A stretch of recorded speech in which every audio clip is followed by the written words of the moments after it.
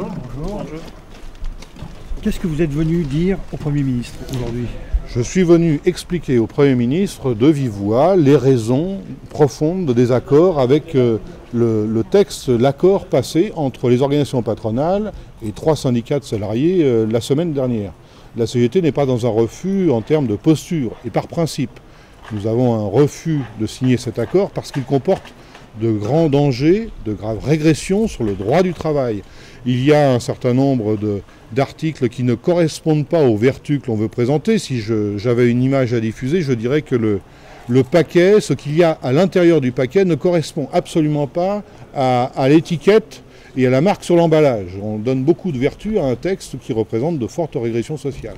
Donc j'ai voulu l'expliciter sur plusieurs points au Premier ministre, qui n'y est pas insensible.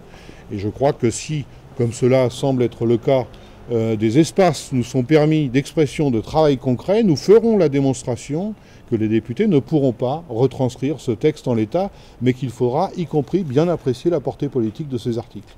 Alors on présente ça comme, au niveau de la méthode, un grand progrès dans le dialogue social. La CGT considère que ça n'est pas le cas.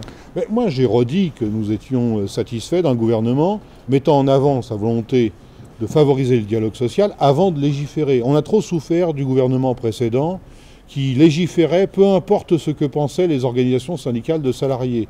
Et les gouvernements de M. Sarkozy nous ont très souvent mis devant le fait accompli.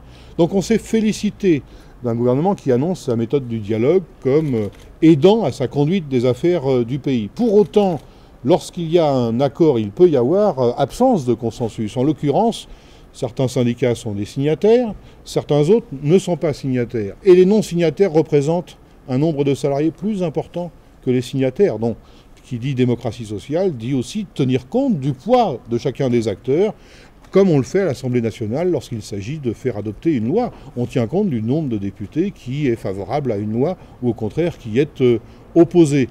Et donc faire reconnaître que tout en n'étant pas signataire d'un texte, la CGT est le premier syndicat du pays et est tout à fait habilité à faire mesurer aux responsables politiques la portée de leurs futures décisions.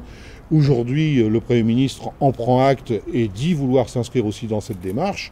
Si on entretient ce pluralisme-là, je considère que la démocratie sociale peut encore progresser. Vous allez vous adresser aux députés maintenant? On va s'adresser aux députés puisqu'ils vont être saisis sur la base d'un projet. Donc nous allons déjà travailler au niveau gouvernemental pour faire en sorte que le projet susceptible d'être examiné en Conseil des ministres dès le mois de mars ne soit pas uniquement porteur de ce texte d'accord, mais s'inspire aussi des attentes sociales du moment. Et nous allons aussi rencontrer les députés, puisque dans un deuxième temps, ce seront eux qui auront à faire la loi. Ce ne sont pas les organisations patronales qui font la loi dans la République. Ce sont les députés, et en l'occurrence, les députés ont été élus par une majorité de salariés, entre autres.